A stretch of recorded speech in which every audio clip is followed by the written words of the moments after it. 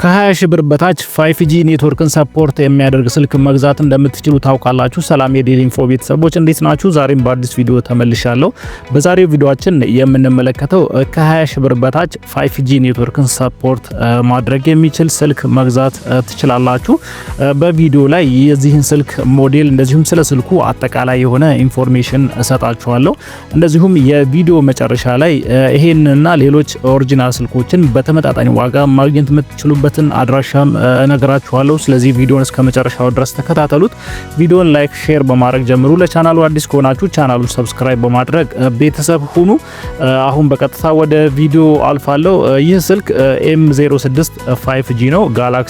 ሳምሰንግ ጋላክሲ M06 5G ነው። 2025 ላይ ነው ወደ ገበያ የገባው። ወደ ማርች አካባቢ ነው ለገበያ ወይም ለሽያጭ እየቀረበው ማለት ነው። ስለዚህ የቅርብ ጊዜ ሞዴል ነው።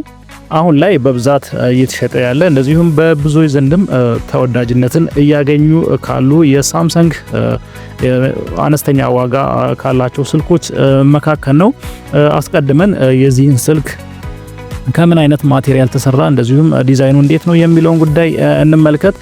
የዚህ ስልክ ቲክነሱን ስንመለከት 77.4 ሚሜ የሆነ ቲክነስ ነው ያለው። ይህም በጣም ስሊም ሊባል የሚችል ቲክነስ ነው ይዞ የመጣው። እንደዚሁም ዌይቱን ስንመለከት 191 ግራም ዌይት ነው ያለው። ቀለል ያለ ዌይት ነው ይዞ የመጣው። ቦዲው ከምን ተሰራ የሚለውን እንመልከት። ባክ እንደዚሁም ፍሬሙ የተሰራው ከፕላስቲክ ማቴሪያል ነው።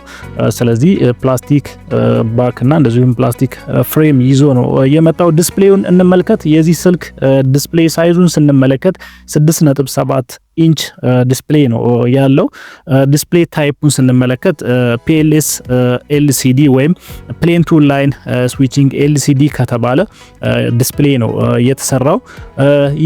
ይህ ዲስፕሌይ ከLCD ከሚባለው የዲስፕሌይ አይነት የተሻለ ብራይትነስ አለው። እንደዚሁም ፓወር ኮንሰምፕሽኑም ከዛኛው አንጻር አነስ ያለ ወይም ሎወር የሆነ ፓወር ኮንሰምፕሽን ነው ያለው። ያም ባትሪያችንን ሴቭ ያደርግልናል ማለት ነው። ሌላው ከለር አኩሬሲውም LCD ዲስፕሌዩ የተሻለ ከለር አኩሬሲም እንዳለው ነው ያለው መረጃ የሚያሳየው። ሪፍሬሽ ሬቱን ስንመለከት 90 Hz ሪፍሬሽ ሬት አለው። ይህም ስክሮል በምታደርጉበት ሰዓትና የተለያዩ ቪዲዮዎችን በምታዩበት ሰዓት ስሙዝሊ ራን ማድረግ ይችላል ማለት ነው። ይህም ከLCD የተሻለ ፐርፎርማንስ እንዳለው ያሳያል ማለት ነው። ሌላው ፕሮሰሰሩን እንመልከት።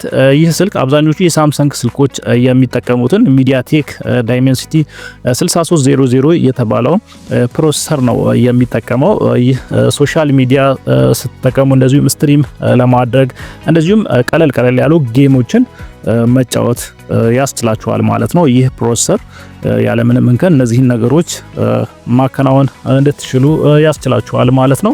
አሁን ደግሞ የዚህን ስልክ ራሙን እንደዚሁም ስቶሬጁን በምን አይነት አማራጭ ማግኘት ትችላላችሁ የሚለውን ጉዳይ እንመልከት። ራሙ በ4 እንደዚሁም በ6 GB ራም ልታገኙት ትችላላችሁ ማለት ነው። ስለዚህ በእነዚህ በሁለት አማራጮች ማግኘት ትችላላችሁ።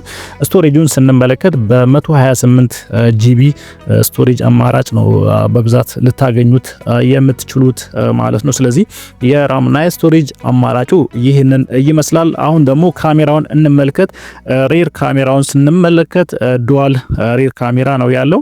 50 ሜጋ ፒክስል ሜን ካሜራ ነው። እንደዚሁም 2 ሜጋ ፒክስል ደግሞ ዴፕስ ሴንሰር አለው ማለት ነው።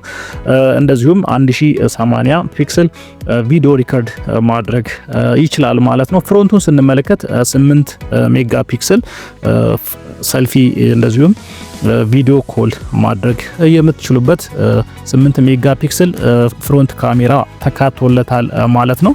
ባትሪውን ስንመለከት ያው እንደ አብዛኛው የሳምሰንግ ስልኮች 5000 mAh ባትሪ ካፓሲቲ ነው ያለው።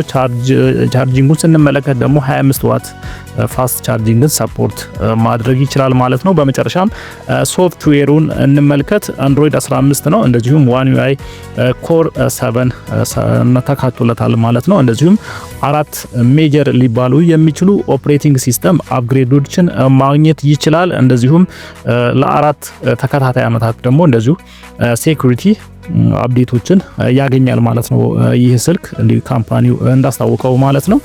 አጠቃላይ ስለ ስልኩ ያሉት መረጃዎች ይህንን ይመስላሉ። ቆንጆ ዲዛይን ያለው ስልክ ነው።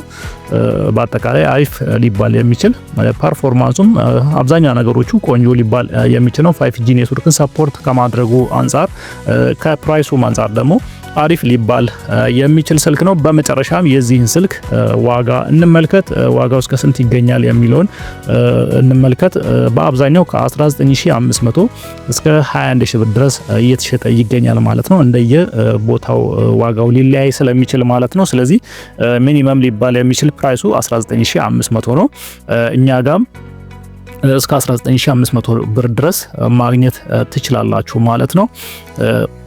አድራሻችንን እንደዚሁም ስልኩ በምትፈልጉ ሰዓት መኖር አለመኖሩን ቼክ ለማድረግ ስክሪኑ ላይ በምታዩ ስልክ ደውላችሁ ቼክ ማድረግ ትችላላችሁ ማለት ነው።